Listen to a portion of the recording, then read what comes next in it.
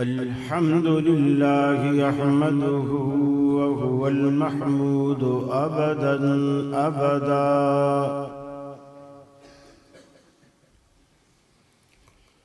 व अस्तईनुहु व हुवल मुनइमुल मौला व निअमन नसीर मुअय्यदा। ला शरीक लहू इलाहन वाहिदन अहदन फर्दन समदा। व अशहदु अन्न सय्यदना व सनदना मुहम्मदन अब्दुहु व रसूलुहु। नबियुम मा ज़ल्ल व मा गवा व मा यंतिक़ु अनिल हवा। फसल्लल्लाहु अलैहि व बारक व सल्लम व अला आलिहि व अस्हाबिहि व अज़वाजिहि सलातन दाइमन सरमदा। अम्मा बाद फ़अऊज़ु बिल्लाहि मिनश शैतानिर रजीम। बिस्मिल्लाहिर रहमानिर रहीम।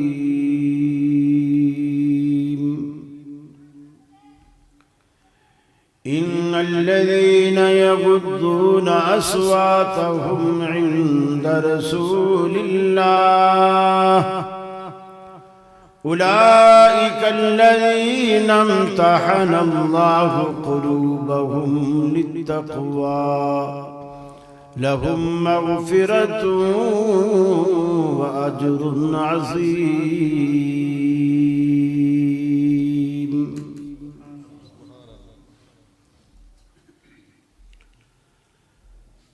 ये मकसद है कि दुनिया से जहालत दूर हो जाए, कलामुल्लाह से मोमिन का दिल पुरनूर हो जाए। या इलाही जब तक के मेरे जिस्म में जान रहे, तुझ पे सदक़े तेरे महबूब पे कुर्बान रहे। मैं रहूं या न रहूं पर दिल की है ये दुआ, दीन अहमद और इज्जत कुरान रहे। इलाही हम में फिर वो सिद्दीक सा ईमान पैदा कर, उमर फारूक सा कोई जरी इंसान पैदा कर। रगे तहरीक कट जाए, दबे उस्मान पैदा कर। अलीजुल मुर्तज़ा शेरे खुदा की आन पैदा कर। वाजिबुल एहतराम उलमाए किराम, सदर मजलिस, उलमा, खुतबा, तुलबा, ज़ुआमा, मेरे बुरे वाला शहर के अहले तौहीद मुस्लिम भाइयों और मेरी मुस्लिम माओ बहनों बेटियों, आज हम फ़ज़ाइल सहाबा के नाम से आपके इस इलाके में जमा हैं। अल्लाह से दुआ है, अल्लाह मुझे हक कहने की, आपको हक सुनने की और हम सबको अमल की तौफीक अता फरमाए।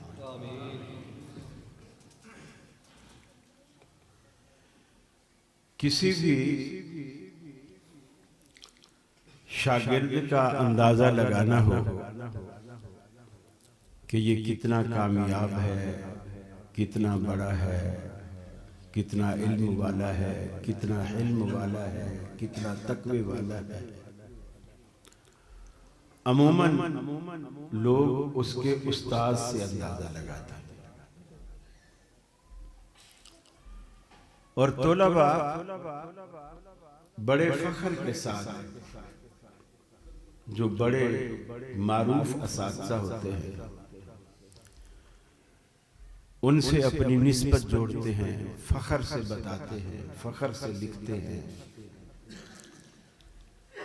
कि जी हम हजरत गोंदलवी रहमतुल्लाह अलैह से हमने बुखारी पढ़ी थी, हमने फुला से बुखारी पढ़ी थी। लेकिन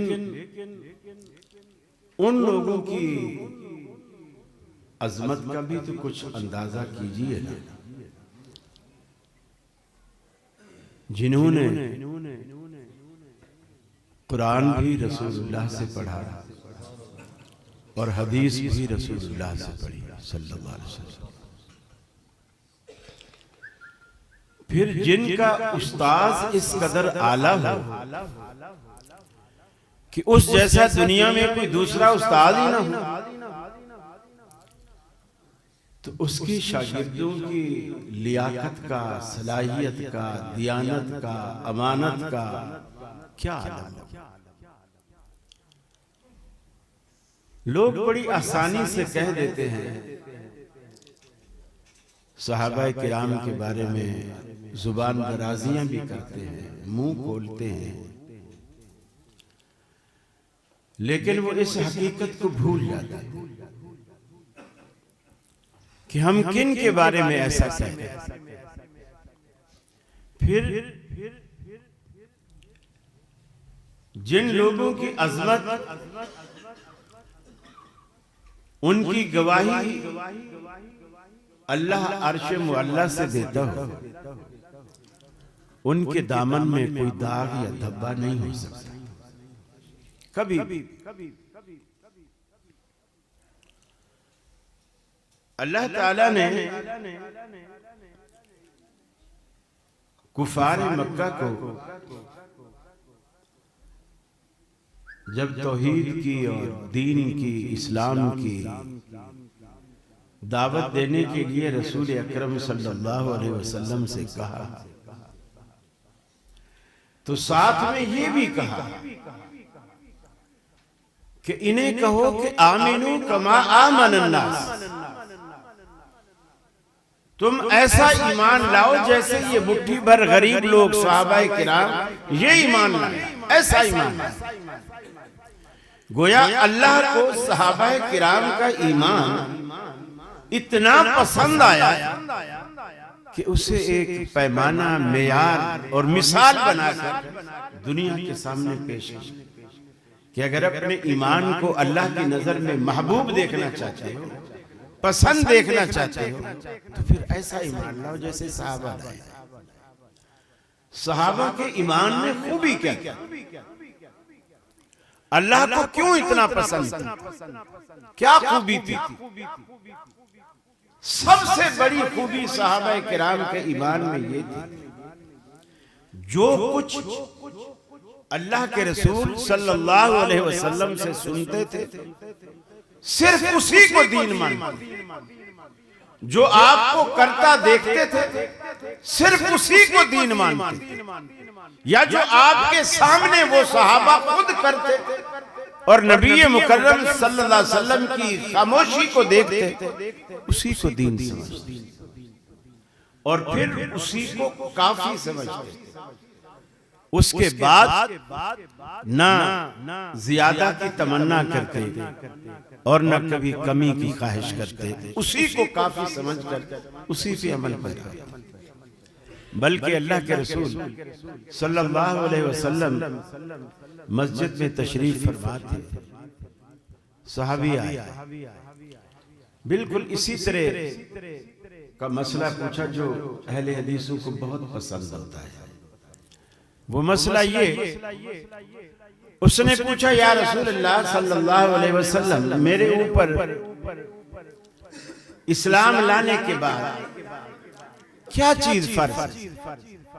आपने फरमाया दिन की 5 नमाजें फर्ज हैं तुझ पर। ये मैंने अहले हदीसों की पसंद की बात इसलिए की, अहले हदीसों को भी सिर्फ फर्ज पसंद है, सिर्फ फर्ज। तो उसने वही मसला पूछा, आपने फरमाया 5 वक्त के फर्ज नमाज जो है, उसने कहा इससे ज्यादा। आपने फरमाया जो तेरा जी चाहे, यानी फिर नफिल है, जो तेरा जी चाहे। सहाबा किराम तक का तो सच्ची बात है जी चाहता भी था, अगरचे आपने कह दिया ना कि ये फर्ज है बस। फिर जब आपने ये कहा कि जो तुम्हारा जी चाहे, तो फिर उनका जी बहुत कुछ चाहता था, बहुत कुछ चाहता। लेकिन हमारा जी बिल्कुल भी नहीं चाहता, बिल्कुल भी नहीं चाहता। उसने पूछा या रसूल अल्लाह सल्लल्लाहु अलैहि वसल्लम, इसके अलावा आपने फरमाया रमजान के महीने के रोजे। उसने कहा इससे ज्यादा। आपने फरमाया जो तेरा जी चाहे। उसने फरमाया और आपने फरमाया जिंदगी में एक मर्तबा अगर अल्लाह ने तुझे इस्तिताअत दी है तो तुझ पर हज फर्ज है, जिंदगी में एक मर्तबा फर्ज है। इसके अलावा जो तेरा जी चाहे, यानी नफली हज भी कर सकता है, उससे मना नहीं करता। इसके अलावा आपने फरमाया अगर तेरे पास पैसा पड़ा है, सरमाया और बड़े बड़े साल गुजर जाता है और वो सरमाया निसाब को पहुंचता है, यानी कम से कम 52.5 तोले चांदी की मालियत को पहुंचता है, साल गुजर गया, उस पर ज़कात 2.5% के हिसाब से तुझ पर फर्ज है। पूछा अर्ज़ की अल्लाह के रसूल इसके अलावा? आपने फरमाया जो तेरा जी चाहे। ये सारी बातें सुनने के बाद उस शख्स ने अल्लाह के रसूल के सामने, सहाबा के सामने वहां एक कसम की, वल्लाही अल्लाह की कसम, ला अनकुसु वला अज़ीदु अला, अल्लाह की कसम जो कुछ आपने बता दिया, इस बताने में ना मैं कुछ बढ़ाऊंगा और ना कुछ घटाऊंगा, जितना आपने बताया सारी जिंदगी इसी पे लगा रहा। वो शख्स उठा, हदीस में आता है जूता भी उसने हाथ में पकड़ा। सहाबा ने इससे भी बयान किया, जूता हाथ में पकड़ के जा, अल्लाह के हबीब सल्लल्लाहु अलैहि वसल्लम ने वो जो सहाबा बैठे थे उनसे कहा कि तुम में से किसी को पसंद है कि वो इस जमीन पर, इस धरती पर किसी जन्नती को चलता हुआ देखे? सहाबा ने कहा या रसूल अल्लाह हम सबको पसंद है कि हमें जमीन पर किसी जन्नती को चलता हुआ देखे, हम सबको पसंद है। फरमाया तो फिर इसे देख लो, ये जन्नती जा रहा है, इसे देखो ये जन्नती जा रहा है। जन्नत के टिकट ऐसे नहीं मिलते। अहले हदीस नाम रखाना बड़ा आसान है, बहुत आसान, बनना बहुत मुश्किल। इसी तरह मुसलमान कहलाना बड़ा आसान। मैं मुसलमान हूं, क्या प्रूफ है जी? माँ बाप ने बचपन में खतने भी करा दिए थे, अब मैं गाय का गोश्त भी खाता हूँ और नाम मेरा अब्दुर्रहमान अब्दुल्ला है, तो साबित हुआ कि मैं मुसलमान हूं। बनते हो वफादार, वफा करके दिखाओ। कहने की वफा और है, करने की वफा और है। सहाबा किराम करने की वफा के आदी थे, हमारी तरह जुबानी जमा खर्च बिल्कुल नहीं करते। अल्लाह ने उनका एक वस्फ बयान किया, फरमाया इन्नल्लज़ीना यग़ुद्दूना अस्वातहुम इंद रसूलिल्लाह, बेशक वो लोग जो अपनी आवाजों को नबी की मजलिस में बैठकर अपनी आवाजों को नबी मुकर्रम की आवाज से पस्त रखा करते थे, अल्लाह के हबीब के सामने कभी ऊंची आवाज में बात नहीं करते थे, अपना लबो लहजा धीमा रखा करते थे। ये सहाबा किराम का वस्फ था। आज अल्लाह के रसूल हम में मौजूद नहीं, लेकिन नबी मुकर्रम सल्लल्लाहु अलैहि वसल्लम की बातें, आपकी आवाजें बुखारी की शक्ल में, मुस्लिम की शक्ल में, तिरमिज़ी, अबू दाऊद और निसाई की शक्ल में, दीगर कुतुब हदीस की शक्ल में आज हमारे सामने मौजूद हैं।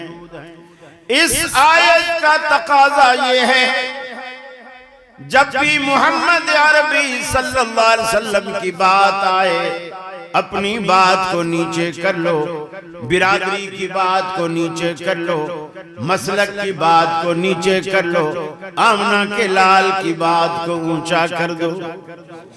इन्नल्लज़ीना यग़ुज़्ज़ूना अस्वातहुम इंदा रसूलिल्लाह, अल्लाह के हबीब की जनाब में बैठने का सलीका सहाबा से सीखिए। आपकी मजलिस में कैसे बैठना चाहिए।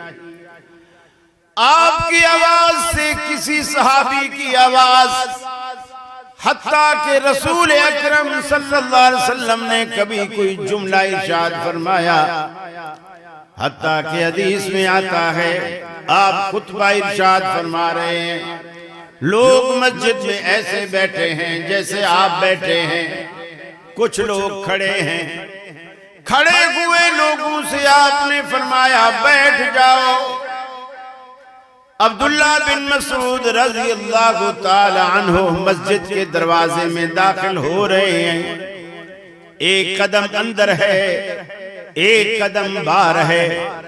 आपने फरमाया कि बैठ जाओ, हालांकि आपने अब्दुल्ला को नहीं कहा, आपने मुतलक बात फरमाई, लेकिन जैसे अब्दुल्ला बिन मसूद के कानों में अल्लाह के रसूल की आवाज पड़ी, उसी चौखट पे बैठ गए, दरवाजे की दहलीज पे बैठ गए। आपने फरमाया अब्दुल्ला तुम अंदर आ जाओ, मैंने बाहर वालों से कहा, तुम्हें मैंने नहीं कहा अंदर आ जाओ। सहाबाए किराम का ये तर्ज अमल सारी जिंदगी रहा और रब्बुल आलमीन की नजर में यही महबूब बना रहा कि अल्लाह के रसूल कुछ फरमाते हैं, कुछ कहते हैं, कुछ करते हैं, सहाबा को ज़ौक़ होता है कि हम भी ऐसा करें। हज़रत अबू हुरैरा रज़ियल्लाहु ताला अन्हु बयान करते हैं, मैंने नबी मुकर्रम सल्लल्लाहु अलैहि वसल्लम की हर सुन्नत पे अमल करने की कोशिश की, लेकिन एक सुन्नत मुझसे छूट गई, एक सुन्नत मुझसे छूट गई। अल्लाह रब्बुल आलमीन के पैगंबर को मैंने देखा था, आप अमामा बिन्त ज़ैनब अपनी बेटी हजरत ज़ैनब रज़ियल्लाहु ताला अन्हा की छोटी बच्ची को लेकर मस्जिद में आए, मुसल्ले पर खड़े हुए, बच्ची भी आपकी गोद में थी, आपकी नवासी, आपने नवासी को उठाकर नमाज पढ़ाई। अल्लाह ने मुझे कोई नवासी नहीं दी जिसे मैं उठाकर नमाज पढ़ाऊं, ये सुन्नत मुझसे छूट गई। आज कितने लोग हैं, एक पूरा मजहब है जो कहता है कि इंसान का बच्चा उठाकर नमाज नहीं पढ़ी जा सकती, पढ़ाना तो दूर की बात, पढ़ी नहीं जा सकती। और कमाल लोगों के कमाल मिजाज है कि वो एक नापाक जानवर है, उसको उठाकर नमाज पढ़े तो कोई हर्ज नहीं, उसकी नमाज मुकम्मल। मेरे भाई, अल्लाह के हबीब ने जब अपनी नवासी को उठाकर नमाज पढ़ाई तो वो नवासी इंसान ही की बच्ची है, फिर रहमत आलम ही की नवासी, आपने उसे गोद में उठाया। सहाबा कहते हैं जब कयाम करते गोद में उठाते, और जब रुकू सजदे के लिए जाते नीचे बिठा देते, नीचे बिठा देते, फिर दूसरी रकत के लिए खड़े होते, फिर उठा देते। सहाबा किराम का ज़ौक़ ये था, आपने जो किया वो किया जाए, आपने जो कहा उसे माना जाए, और आपके सामने जो हुआ और आप मुस्कुरा दिए या पसंद फरमाया या खामोशी का इजहार फरमाया, कोई नकीर नहीं फरमाई, उसे भी वो दीन समझते थे। बहुत सारी बातों में सहाबा किराम के अंदर ये खूबी थी। और अल्लाह ने कुरान मजीद में कहा कि हमने इनका इम्तिहान किया। फरमाया उलाइकल्लज़ीना इम्तहनल्लाहु क़ुलूबहुम लित्तक़वा, ये वो जमात है रब्बुल आलमीन ने इनके दिलों का इम्तिहान लिया, इनके दिलों में तकवा देखने के लिए, अल्लाह का डर देखने के लिए, गुनाहों से बचने का मादा जांचने के लिए, नेकी की रग़बत देखने के लिए अल्लाह ने इनके दिलों का इम्तिहान लिया। इम्तहनल्लाहु क़ुलूबहुम लित्तक़वा, अरे दिलों के इम्तिहान बड़े सख्त हुआ करते हैं। आज दुनिया में हमारे बच्चे भी इम्तिहान देते हैं, हम भी इम्तिहानात से गुजरे हैं। पंखे चलते हैं, कालीनें बिछती हैं, कुर्सी टेबल लगती है, हम उसके नीचे बैठकर एक क्वेश्चन आंसर हमारे सामने होते हैं, सवालिया पेपर भी हमारे सामने, आंसर शीट भी हमारे सामने, कलम हमारे हाथ में, हम बैठकर मजे से उसका जवाब देते हैं। लेकिन अल्लाह ने जब नबी मुकर्रम के दीवानों का, परवानों का अल्लाह रब्बुल आलमीन ने इम्तिहान लिया, कागज कलम पकड़ा कर इम्तिहान नहीं लिया। बिलाल को मक्का के दहकते अंगारों पे लिटा कर इम्तिहान लिया। सुमैया को 2 ऊंटों के दरमियान बंधवा कर, एक ऊंट को एक तरफ, दूसरे ऊंट को दूसरी तरफ दौड़ाकर जिस्म को 2 लख्त करके इम्तिहान लिया। हजरत खुबैब को सूली पर चढ़ाकर इम्तिहान लिया। इम्तहनल्लाहु क़ुलूबहुम लित्तक़वा, अल्लाह रब्बुल आलमीन ने सहाबा किराम के दिलों का इम्तिहान लिया। और दिलों के इम्तिहान में ये देखा जाता है, कानों से ये क्या सुनते हैं, आंखों से ये क्या देखते हैं, हाथ से क्या चीज लेते और देते हैं, इनके पाँव किस तरफ सफर करते हैं, मसाजिद की तरफ या सिनेमा घरों की तरफ। अल्लाह रब्बुल आलमीन इन सारे हवासे खमसा का दिल के इम्तिहान के साथ इम्तिहान लेता है। और ये इम्तिहान देने के बाद अल्लाह रब्बुल आलमीन ने रिजल्ट और इनाम के तौर पर 2 बातें फरमाई। फरमाया लहुम मग़फ़िरतुन व अज्रुन अज़ीम, ये वो लोग हैं कि रब्बुल आलमीन ने इनको जज़ा के तौर पर, बदले के तौर पर इनके लिए बख्शिश रख दी है। हर सूरत रब्बुल आलमीन ने इन हस्तियों को बख्श दिया, इनको माफ फरमा दिया।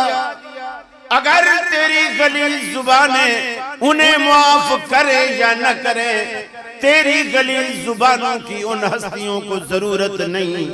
अल्लाह रब्बुल आलमीन ने ऐलान फरमा दिया, लहुम मग़फ़िरतुन व अज्रुन अज़ीम, और जन्नतों की सूरत में अज्र अजीम के भी यही हकदार हैं। अल्लाह उनको ये सब कुछ दिया। और आज दुनिया में देखिए, लोग कहते हैं, हिजरत का वाकया जब बयान करते हैं तो बहुत बड़ी बातें करते हैं कि जी रसूल अकरम सल्लल्लाहु अलैहि वसल्लम जब जिस रात को आपने हिजरत की, हजरत अली रज़ियल्लाहु ताला अन्हु को खतरे में डाल के गए और आपने खतरा मोल लिया, क्योंकि दुश्मन उस वक्त नबी के थे, और आपने बिस्तर अपना छोड़ दिया, सैयदना अली उल मुर्तज़ा को वहां सुला दिया और कुछ हिदायत भी कर दी कि कल आप ये अमानतें हैं लोगों की, ये अमानतें लोगों के हक वालों तक पहुंचा कर आप भी पीछे हिजरत करके आ जाए।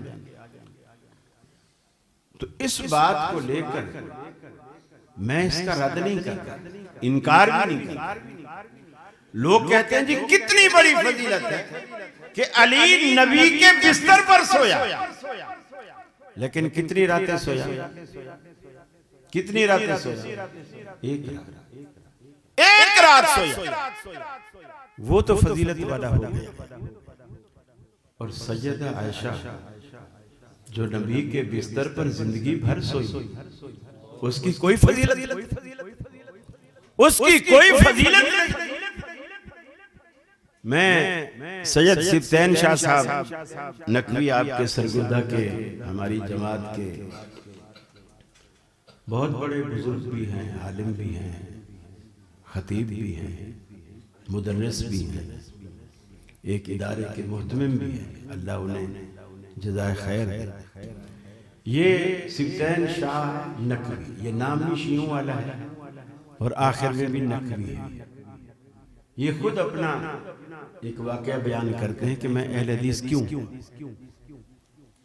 ये पहले शिया था और इनका सारा खानदान शिया। कहते हैं कि मेरे एक मामू थे और वो घर में आते बैठते, और ये जो देहातों के घर होते हैं ना, उनके दरवाजे खुले रहते अक्सर। देहातों में ऐसा होता है, कोई यानी चोरी चकारी का डर नहीं होता, बस मोहल्ले में सब एक दूसरे को जानते होते हैं, दरवाजे खुले होते। तो गली के जो, जिसे आप लूसी कुत्ता कहते हैं, यानी वो किसी ने पाल नहीं रखा होता, आवारा कुत्ते, वो गली में से दरवाजा खुला देखकर अंदर आ जाते कभी। नऊज़ बिल्लाह मिन ज़ालिक। तो सिब्तैन शाह साहब बताते हैं कि मेरे मामू जब वो कुत्ते को देखते थे तो कहते थे नऊज़ बिल्लाह मिन ज़ालिक, ये अबू बकर आ रहे हैं। और जब किसी कुतिया को देखते थे तो वो कहते थे कि नऊज़ बिल्लाह मिन ज़ालिक, ये ऐशा। लेकिन इन बदबख्तों की जुबानों को आप देखें, अल्लाह का डर नहीं, अल्लाह का खौफ है। ऐशा के बारे में इतनी बड़ी बात करना, और वो ऐशा नबी मुकर्रम सल्लल्लाहु अलैहि वसल्लम के साथ नबी के बिस्तर पर है, आपके साथ आपके बिस्तर पर। कितना बड़ा जुमला है ये। कहते हैं कि जब वो ऐसा कहते थे तो हालांकि मैं भी बोले शिया था, अल्लाह की तरफ से जब हिदायत देनी होती है तो मुझे ये बात बुरी लगती, कुदरती तौर पर अंदर बुरी लगती, शिया होने के बावजूद बुरी लगती कि इनको ऐसा नहीं कहना चाहिए। वो जैसे भी हैं, नबी की बीवी, नबी की घरवाली, और ऐशा यकीन मानिए निकाह से भी पहले, निकाह से पहले जब शादी हो गई आपने ऐशा से कहा, ऐशा तुम्हें पता है जिब्रील ने 2 दफा तेरी शादी से पहले 2 दफा मुझे रेशमी गिलाफ में, सब्ज रंग का रेशमी गिलाफ होता था, उसमें लिपटी हुई तेरी तस्वीर मुझे 2 दफा दिखाई और ये कहा कि ये तुम्हारी बीवी होने वाली। गोया नबी से निकाह का इंतखाब किसका है? अल्लाह। और अल्लाह का इंतखाब कभी गलत नहीं हो सकता, कभी भी गलत नहीं। आप अंदाजा लगाइए कि जब मुनाफिकीन ने सैयदा आयशा पर तोहमत लगाई, इल्जाम लगाया, किरदार कुशी की, दामन को दागदार करना चाहा, उस वक्त हजरत आयशा को कोई पता नहीं कि मेरे खिलाफ क्या तूफान बदतमीजी खड़ा हुआ है, लेकिन इतना उनको महसूस हो रहा है कि नबी करीम सल्लल्लाहु अलैहि वसल्लम मुझसे कुछ खिंचे खिंचे रहते हैं। वो मोहब्बत का इजहार नहीं है जो बनी मस्तलक के गजवा पे जाने से पहले था। वो अब फरमाती है मैं इजाजत लेकर घर चली गई और इस मकसद से गई कि मैं अम्मी अब्बू से पूछूंगी कि अल्लाह के रसूल क्यों नाराज है, क्या बात। मैं जब घर गई तो हमारे घर का माहौल भी उसी तरह रोने धोने वाला, गमगीन, जैसे कोई फौतगी हो जाती है, इस तरह का घर का नाम। मैंने पूछा, अम्मी से भी पूछा, अब्बू से भी पूछा कि मेरे आका क्यों महजून है? उन्होंने कहा बेटी हम कब खुश हैं, वो महजून है तो हम कब खुश हैं, हम भी उसी तरह दुखी, लेकिन मुझे बता कोई नहीं रहा। कहती है कि एक दिन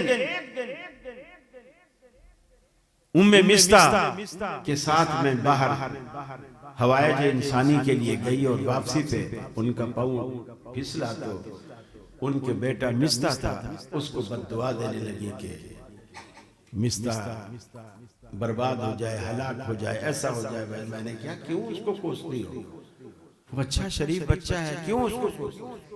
बोले तुम्हें क्या पता हो, मुनाफिकीन ने जो तूफान बदतमीजी खड़ा किया उसमें वो भी शामिल है, उस बात को उड़ाने में, फैलाने में। उस दिन कहते हैं कि मुझे पता चला कि अल्लाह के रसूल क्यों नाराज है। फिर मैं तो घर में आई, मेरी तो हालत खराब, ना खाना अच्छा लगे ना पीना अच्छा लगे। जाहिर बात है एक इज्जतदार घराने पे इस तरह का दाग लगे और जो उस दाग से वाकिफ भी ना हो और बेकसूर भी हो, तो जाहिर बात है सदमा भी उतना होता है। मुसल्ला उठाया, घर के वीरान जो जगह थी अलैदगी वाली, जहाँ कोई ज्यादा आना जाना लोगों का नहीं रहता था, वहां बस अल्लाह के हुजूर कभी नफिल में, कभी जिक्र में, कभी तस्बीह में, कभी सजदे में, रोना धोना, बस एक ही का 40 दिन गुजर गए। आज 40 दिन बाद अल्लाह के रसूल पहली दफा, हजरत ऐशा कहते हैं कि मेरी चारपाई पर मैं लेटी हुई थी और पैंती की तरफ, सिराने की तरफ नहीं, पैंती की तरफ, पैंती की तरफ इसलिए बैठे रुख ऐशा की तरफ, ऐशा बीमार है। कहते हैं कि आज पहली दफा बैठे और पहली दफा ऐसा जुमला कहा कि मेरे पांव तले से जमीन में फरमाया, या आयशा इन्नकी कुन्ति मिन बनाति आदम इन कुन्ति अलममति बिज़ंबिन फस्तगफिरी मिनल्लाह। ऐ आयशा तू भी आदमजादी है, फरिश्ता नहीं है, आदमजादी है। अगर तुझसे गुनाह हुआ है तो अल्लाह से माफी मांग।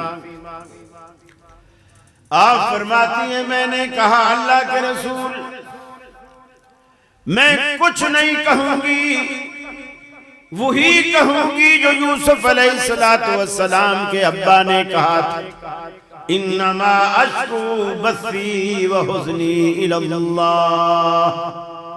मैंने अपना सारा दर्द दिल अलीमुम बिज़ाति सुदूर के सुपुर्द कर दिया है, अब वही फैसला करेगा। मैं भी उसी के फैसले का इंतजार करती हूँ, आप भी उसी फैसले का इंतजार करें। फरमाती हैं थोड़ी देर में मैंने देखा अल्लाह के हबीब की जबीन अतर पर पसीने के कतरात नमूदार हुए। मैं समझ गई कि आसमान से काल मिल गई है। आप लेट गए, मैंने थोड़ा कपड़ा आपके रुखे अनवर पर डाला। आप कुछ देर बाद उठे, फरमाया मेरी ऐशा कहाँ है? ऐशा मुबारक हो, अल्लाह ने तेरी बरात का ऐलान कर दिया। अल खबीसातु लिल खबीसीन वल खबीसून लिल खबीसात वत्तय्यिबातु लित्तय्यिबीन वत्तय्यिबून लित्तय्यिबात। अल्लाह ने जरा और तादील के अंदाज में ये बात फैसला कुन अंदाज में बयान फरमा दी। हमने गंदे और नापाक मर्दों के लिए गंदी और नापाक औरतें रखी हैं, पाकबाज बंदों के लिए पाकबाज औरतें रखी हैं। अरे बदबख्तो, अगर तुम ऐशा की किरदार कुशी करोगे तो इस दाग के, इस कीचड़ के छींटे नबी के दामन पे भी पड़ेंगे। जब नबी के दामन को पाक मानोगे, आपके दामन को पाक मानने से पहले ऐशा के दामन को पाक मानना पड़ेगा। हज़रत आयशा फरमाती हैं मेरी माँ करीब खड़ी थी, मुझे कहने लगी बेटी जल्दी से उठो, अल्लाह के रसूल का शुक्रिया अदा करो, जल्दी से उठो, अल्लाह के रसूल का शुक्रिया अदा करो। मैंने कहा कि नहीं, मैं इनका शुक्रिया अदा नहीं करूंगी, मैं उस हस्ती का शुक्रिया अदा करूंगी, इनके घर से तो मैं रोते हुए आई थी, जिसने मेरे आंसू अपने दामने रहमत से पूछे हैं, मैं उसका शुक्रिया अदा करूंगी। अल्लाह के रसूल सल्लल्लाहु अलैहि वसल्लम ने कुरान की आयत पढ़कर और सहाबाए किराम के दिलों में फिर भी वो आयशा की अजमत आखिर वक्त तक मौजूद रही। हजरत उमर से जब आपने पूछा, मुख्तलिफ सहाबा से मशवरा किया, बरात के ऐलान से पहले ऐ उमर मैं बड़ा परेशान हूँ, अल्लाह की तरफ से भी कोई वही का सिलसिला अभी तक नहीं आया, आयशा के बारे में मशवरा दो कि मैं क्या करूँ, कलेजा फटे जा रहा है। हज़रत उमर ने फरमाया अल्लाह के रसूल ये बिल्कुल आखिरी फैसले की बात है, पहले मेरे एक सवाल का जवाब दीजिए, आयशा को आपकी बीवी बनाकर आपके घर में लाने वाला कौन है? आप मुंह से कुछ नहीं बोले, उंगली आसमान की तरफ उठा दी। ऐ उमर ये इंतखाब तो अल्लाह रब्बुल आलमीन का है। सैयदना फारूक आजम ने कहा अल्लाह के रसूल तो फिर मुनाफिकीन को उमर की तलवार के हवाले कर दीजिए, अल्लाह का फैसला कभी गलत हो नहीं सकता, कभी भी। और ये कितने बदबख्त।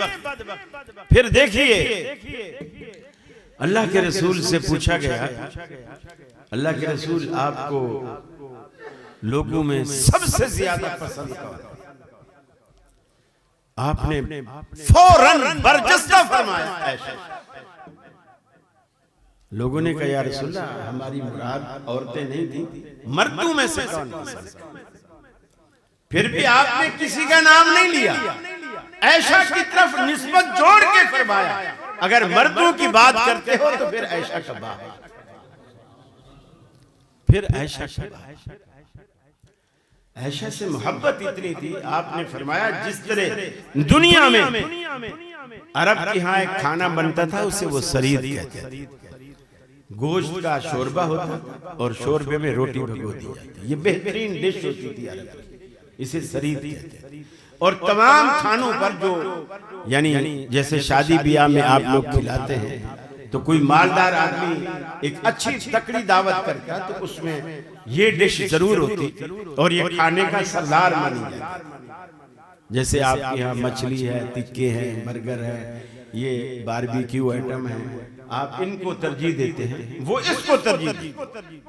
तो आपने फरमाया जिस के खानों पर सरीद को फजीलत हासिल है, इसी तरह आयशा को बाकी तमाम औरतों पर ऐसे ही फजीलत हासिल, उसी तरह फजीलत। तो अल्लाह के रसूल सल्लल्लाहु अलैहि वसल्लम ने आयशा को भी पसंद किया, आयशा के बाप को भी पसंद किया। फिर सिर्फ ये नहीं बल्कि सिद्दीक़ अकबर रज़ी अल्लाह तआला अन्हु, आप देखिए अल्लाह के रसूल बिल्कुल आखिरी अय्याम बीमारी के दिन आपके चल जाते, सहाबा मौजूद हैं, अहले बैत के लोग भी घर में मौजूद हैं, हत्ता कि हजरत अली, हजरत अब्बास ये सारे मौजूद हैं। और आपको कई मशवरे भी देने वाले हैं, कोई पूछने वाले हैं खैरियत है, कोई दबा रहा है, कोई किस अंदाज से अल्लाह के रसूल की खिदमत हो रही है। इधर नमाज का वक्त, सहाबा मस्जिद में भर गए, बिलाल ने खिड़की की तरफ खड़े होकर आवाज दी अस्सलात अस्सलात या रसूल अल्लाह। अंदर से कोई आवाज नहीं, बिलाल भी परेशान हो गए। आखिर अंदर वालों ने आपसे कहा अल्लाह के रसूल मस्जिद में सहाबा जमा हैं, वो आपका इंतजार कर कि आप आए और नमाज पढ़ें। अब देखिए ये यही 12 रबीउल अव्वल की तारीख है, लोग हमें कहते हैं ये खुशी नहीं मनाते, भाभी लोग खुशी नहीं मनाते। अरे मुसलमान खुशी मना कैसे सकता है? जिस दिन फातिमा की आंखों से भी आंसू, अबू बकर की आंख में भी आंसू, उमर फारूक की आंख में भी आंसू, उस पर तुम खुशी मनाते हो। अगर तुम्हारे एक ही घर में अगर हम लम्हे भर के लिए मान भी लें कि एक ही घर के अंदर वही हम लम्हे भर के लिए मान लें कि आपकी विलादत भी 12 को है, वफात भी 12 को है, हालांकि विलादत को आला हजरत ने फतावा रिजविया के अंदर विलादत को 8 रबीउल अव्वल लिखा, 12 लिखा, 8 रबीउल अव्वल लिखा, लेकिन ये फिर भी उसी दिन मनाएंगे जिस दिन अल्लाह के रसूल फौत होते। और फिर अगर हम लम्हे भर के लिए मान ले कि चलो एक ही दिन हुई है वफात भी और विलादत, तो किसी घर के अंदर आज किसी बच्चे की शादी है, घर पे लाइटें बत्तियां सब लगी हुई और रिवाज के मुताबिक ढोलक वाली भी आई बैठी, ढोलक भी बजा रही है, औरतें कुछ शादी के गाने भी गा रही हैं, और इतला आए कि दूल्हा के बड़े भाई का बाहर एक्सीडेंट हुआ है, वो कार्ड देने जा रहा था या कुछ काम करने जा रहा था, वो फौत हो गया है और उसकी लाश जो है वो एम्बुलेंस वाले ला के घर ला रहा है। ईमानदारी से बताइए, ढोलक बजती रहेगी, बत्तियां जलती रहेंगी, वो शादी के गीत गाते रहेंगे, वो शादी के शादियाने मरसियों में तब्दील हो गए फौरन। ये तो दुनिया का दस्तूर और उसूल है कि गम को खुशी के ऊपर हमेशा तरजीह होती है, खुशी को गम पर तरजीह नहीं होती, गम को खुशी पर तरजीह, खुशी को मुअख्खर करके गम को पहले। मसलन जनाजा आ गया और उसी दिन आपने इसी मस्जिद में असर को निकाह भी रखा हुआ है और असर को जनाजा भी आ गया। ईमानदारी से बताइए, आपका ज़मीर क्या कहेगा, पहले निकाह की तकरीब हो जाए या पहले जनाजा हो जाए? क्या कहेगा? पहले जनाजा। गम को हमेशा खुशी पर तरजीह। लेकिन ये अजीब, अल्लाह के रसूल से जब कहा गया, अल्लाह के रसूल नमाजी जमा है, आपका इंतजार फरमा रहे हैं। अब देखिए, सिद्दीक़ अकबर की इमामत से कोई कैसे इनकार कर सकता है? ये कौली हदीस से साबित। आपने फरमाया मुरू अबा बकर फलयुसल्लि बिन्नास, अबू बकर से कहो वो लोगों को नमाज पढ़े, अबू बकर से कहो कि वो लोगों को नमाज पढ़े। ये आपने हुक्मन कहा, मुरू अबा बकर फलयुसल्लि बिन्नास। हालांकि आपके घर में आपके दामाद अलीउल मुर्तज़ा भी मौजूद, आपके चचा हजरत अब्बास भी मौजूद, जिनको आपने एक मौके पर कहा था कि अब्बास मेरा चचा ही नहीं मेरा बाप भी, वो भी मौजूद, बाकी सहाबा भी, हसनैन भी हैं, हसन हुसैन दोनों। लेकिन आपने कहा मुरू अबा बकर फलयुसल्लि बिन्नास, अबू बकर से कहो। बल्कि सैयदा आयशा ने थोड़ा सा अपने बाप की मिजाज और तबीयत को समझते हुए आपको मशवरा दिया कि अल्लाह के रसूल, अबू बकर तो बहुत रहमदिल है, आपके मुसल्ले पर खड़े हुए होंगे तो उनसे नमाज पढ़ाई नहीं जाएगी, पूरी नमाज में रोते रहे, उससे ज्यादा मजबूत दिल वाले उमर, आप इनसे। अल्लामा शहीद रहमतुल्लाह अलैह कहा करते थे कि ऐशा ने कहा नहीं, बल्कि अल्लाह ने ऐशा से कहलवाया, अल्लाह ने ऐशा से कहलवाया ताकि बात पक्की हो जाए। जब आपसे कहा गया आपने इतने सख्त अल्फाज इस्तेमाल फरमाए, आपने फरमाया तुम तो मुझे मिस्र की वो औरतें मालूम होती हो जिन्होंने यूसुफ को बहकाया था। मेरे उस्ताद मोहतरम मौलाना सुल्तान महमूद साहब अलैहि रहमा इस हदीस के हवाले से बयान, इसकी तशरीह में कहा करते थे, इस जुमले का मतलब ये है कि अबू बकर के होते हुए उमर को आगे खड़ा करना इतना ही बड़ा गुनाह है, अबू बकर को पीछे करना इतना ही बड़ा गुनाह है जितना बड़ा गुनाह मिस्र की औरतों ने किया। इतना बड़ा। फिर ये तकरीरी हदीस से अबू बकर ने जब आपके हुक्म पर खड़े हुए नमाज पढ़ाई, आप पे कुछ ठंडे पानी के मशकीज़े डाले गए, आपको थोड़ा होश आया, थोड़े से उठने की हिम्मत हुई।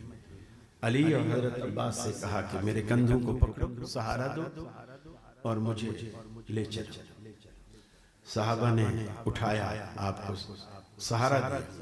वो जो हजरत ऐशा की विंडो थी, खिड़की थी, जिससे आप मस्जिद में आते जाते थे, पर्दा लगा हुआ था, आपने पर्दा हटाया, वहीं खड़े होके आपने देखा। सहाबा को भी भिनक पड़ गई आपकी खुशबू से भी और कनखियों से कि अल्लाह के रसूल तशरीफ ला रहे हैं, लेकिन आप आए नहीं। वो कुछ ऐसे हाथ मार के अबू बकर को भी मुखातब करने लगे कि गोया आप पीछे आए, लेकिन आपने रोका। सब उसी से अब आपने देखा, देखकर खुशी का इजहार फरमाया कि मैंने जिस शख्स के पीछे लोगों को जमा किया है, ये उसी शख्स के पीछे करें। ये आपके लिए खुशी कि इन लोगों ने मेरी बात मान ली, मेरा हुक्म मान लिया, हुक्म भी दिया और आज नजरों से देखा और खामोश हो गए, इसी को पसंद फरमाया। पीछे हजरत अली भी आपके पीछे नमाज पढ़ते हैं, हजरत हसन हुसैन भी आपके पीछे नमाज पढ़ते हैं, हजरत अब्बास भी आपके पीछे नमाज पढ़ते हैं, सारे सहाबा आपके पीछे नमाज पढ़ते हैं। अरे जिसको अल्लाह के रसूल ने इमाम बनाया, अपने बाप मुसलमानों का इमाम बनाया, तुम्हारी जुबानें उसको भौंकती हैं, उसके खिलाफ खुलती हैं। बड़ी अजीब बात है। ये मोमिन कभी भी ऐसा नहीं है। और अल्लाह ताला ने जो सहाबा किराम के दिलों का इम्तिहान लिया ना, ये ऐसा इम्तिहान था। अल्लाह के हबीब का फरमान है, आपने फरमाया कि अल्लाह ताला जब भी तुम्हें देखता है ना और फैसले करता है, तो तुम्हारे अमाल देखता है और तुम्हारे दिल देखता है। और दो चीजें वो बिल्कुल भी नहीं देखता कि तुम्हारे पास पैसा कितना है और तुम्हारी रंगत कैसी, खूबसूरत हो, काले हो। आप देखो अबू लहब को अबू लहब क्यों कहा जाता? आग के शोले की तरह सुर्ख, लहब कहते हैं शोले, शोले वाला। उसका चेहरा बिल्कुल सुर्ख, चमकता दमकता जैसे आग का शोला। लेकिन गया कहां? जहन्नम में। और नबी का चचा जी और बिलाल काला सिया चेहरा, हुस्न नाम की कोई चीज चेहरे पर नहीं है। लेकिन अल्लाह तो चेहरा देखता ही नहीं ना, क्योंकि ये चेहरे तो उसने खुद बनाया ना। ये कसबी चीज तो है नहीं कि मैं अगर बदसूरत हूं तो मैं खुद तो नहीं बना।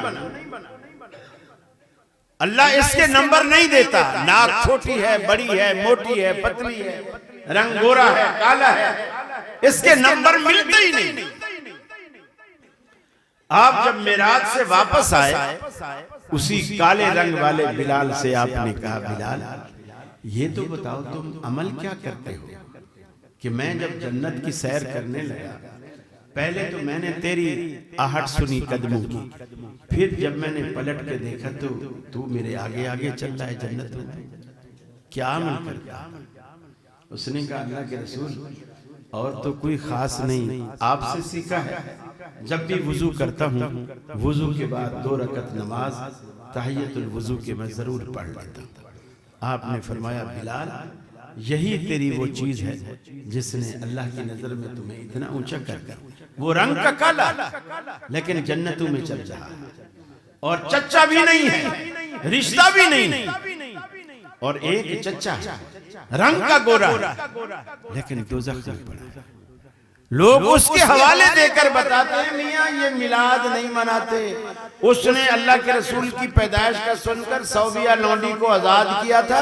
दोज़ख में उस दिन जो है उसको अंगूठे से दूध निकलता और वो दूध पीता है। और है क्या ये ख्वाब? मुझे बताओ, दूध मिले और साथ में सोडा भी डला हुआ हो, जिसे आप पंजाब में दूध सोडा बोलते हैं, दूध सोडा मिले और मिले दोज़ख में, तो मुझे बताओ उस दूध सोडे का क्या फायदा? जो दोज़ख में मिले, जन्नत में मिले तो कोई बात नहीं, दोज़ख में मिले और वो भी अंगूठे से जैसे बच्चा चूसनी चूसता है इस तरह वो चूसते हैं तो उसको दूध निकलता है। बिसौबिया को मैंने आपकी विलादत पर खुश होकर आजाद किया था इस वजह से। और आए भी ख्वाब मेरे भाई, दीन ख्वाबों पर नहीं है, ख्वाबों पर दीन की बेस नहीं है। दुनिया में वाहिद मसलक है अहले हदीस जिसकी बुनियाद कुरान और सुन्नत, कुरान और सुन्नत के हकायक पर। हम किसी ख्वाब को, किसी किस्से को, किसी कहानी को दीन की बुनियाद नहीं मानते कि जी ये मसला ऐसे है क्यों कि मैंने ख्वाब में देखा था। जैसे रायबंद वालों को अक्सर ख्वाब आते हैं, बेटे के बारे में भी ख्वाब आए, वो जुनैद जमशेद के बारे में भी ख्वाब आए, नबी से मुलाकात भी हो रही है, जन्नत के सर्टिफिकेट भी मिल गए, सब कुछ। ये दीन ख्वाबों से नहीं, दीन की असास कुरान और सुन्नत। मेरे भाई ख्वाब में तो फिर सब कुछ बर्बाद हो जाता है, सब कुछ बर्बाद हो जाता है। एक मौलवी, एक किसान और एक मिरासी, ये तीन दोस्त बड़े गहरे दोस्त। अब ये अजीब फलसफा है, मिरासी मौलवी का दोस्त। अब वो एक दिन तीनों एक जगह बैठे हैं तो तीनों ने कहा यार बड़ा अरसा हो गया खीर नहीं खाई। मेरा ख्याल है पंजाब में आप लोग उसको खीर नहीं बोलते, कराची यहाँ खीर बोलते हैं दूध को, कराची में खीर बोलते हैं खीरनी को, दूध को हम दूध ही कहते हैं। तो वो खीरनी नहीं खाई हमने कभी। हाँ भाई खीरनी नहीं खाई तो बनानी चाहिए। तीनों ने, किसान ने कहा कि चलो दूध और चीनी मैं ले आऊँ, तो मौलवी साहब ने कहा चलो लकड़ियाँ मैं ले आऊँगा, मिरासी ने कहा चलो चूल्हे के पास मैं बैठ के पका लूँगा, मिल के खाएंगे कि देगचा बना ले। अभी देगचा गल के जब तैयार हो गया ना तो किसी बंदे ने मौलवी साहब के कान में आके कहा कि दावत है, चौधरी साहब ने बुलाया है वहाँ, तुम्हें पहले ख़त्म पढ़ना है फिर दावत।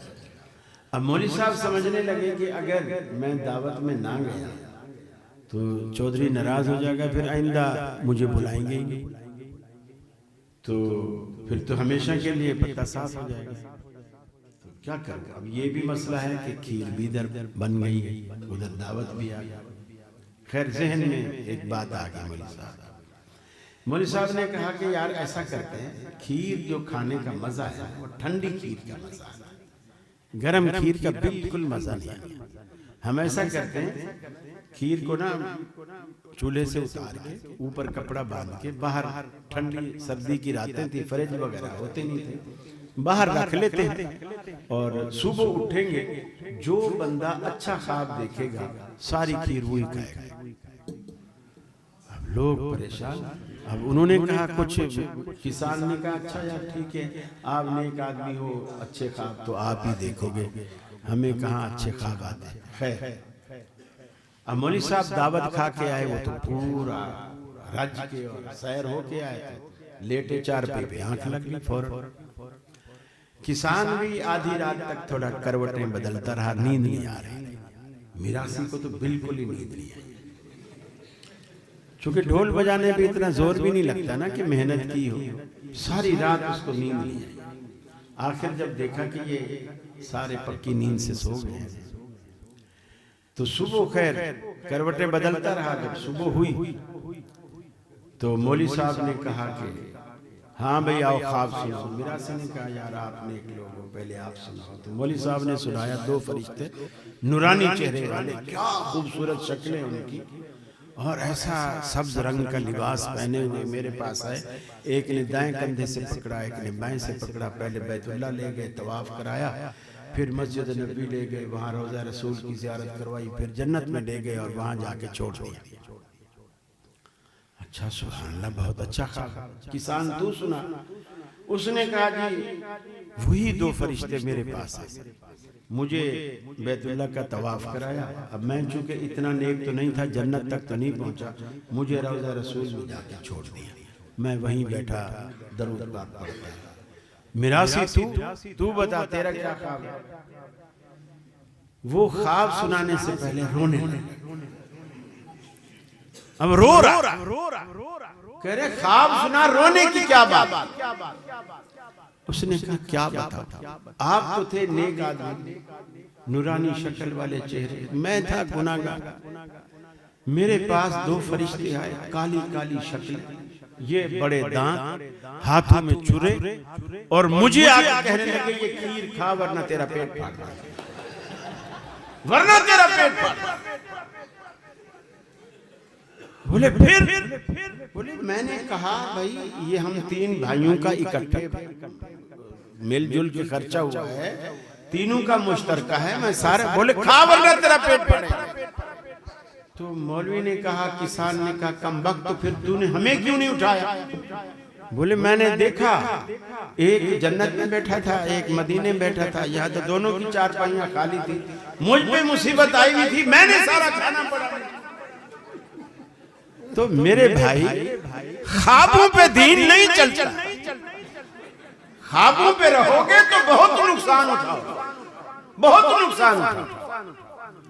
इसलिए अल्लाह के कुरान को जिस तरह सच्ची बात है, हमारी हर जगह एक ही दावत है कि किसी की बात मानो या न मानो, जिन दो हस्तियों के नाम का आपने कलमा पढ़ा है, ला इलाहा इल्लल्लाह, फिर अगले हिस्से में मोहम्मद रसूलुल्लाह, किसी की मानो या न मानो, इन दो की न टालो, इनकी मानो। हमने कभी किसी तकरीर में अपने किसी बड़े आलिम का, मुफ्ती का हमने हवाला नहीं दिया कि चूंकि हमारा बड़ा आलिम यूं कहता था लिहाजा ये मसला ऐसा नहीं। बड़े आलिम के पास भी अगर कुरान और सुन्नत से दलील नहीं तो हमारे अहले हदीस उसको भी नहीं मानते। हम कह देते हैं कि भैया उस आलिम की ये इज्तिहादी खता है, गलती, हम नहीं मानते, हम कोई उसके मुकल्लिद थोड़ी नहीं मानते। अगर ये दावा आपको पसंद है कि हम मुसलमान हैं, अल्लाह और उसके रसूल के नाम का हमने कलमा पढ़ा है, अल्लाह से यही अहद किया है, अगर आपको ये पसंद है तो आप इस दावत में शरीक होइए, हमारा हिस्सा बनिए, इस तंजीम का हिस्सा बनिए, एक तहरीक का हिस्सा बनिए, तौहीद को फैलाने में मददगार बनिए, शिर्क को रद्द करने में हमारा ताउन कीजिए, सिर्फ अल्लाह को सजदा कीजिए, अल्लाह से मांगिए, अल्लाह से लौ लगाइए, और उस इबादत का तरीका मुहम्मद रसूलुल्लाह सल्लल्लाहु अलैहि वसल्लम से सीखिए, सहाबा किराम से मोहब्बत कीजिए, चूंकि सहाबा किराम हमारे लिए वो मिसाल हैं जिन्होंने अपनी पूरी जिंदगी हमें ये करके बताया कि दीन पे अमल कैसे होगा। अल्लाह से दुआ है अल्लाह रब्बुल आलमीन मुझे भी और आपको भी अमल करने की तौफीक अता फरमाए। जो कुछ कहा गया अल्लाह अपनी जनाब में कबूल व मकबूल फरमाए।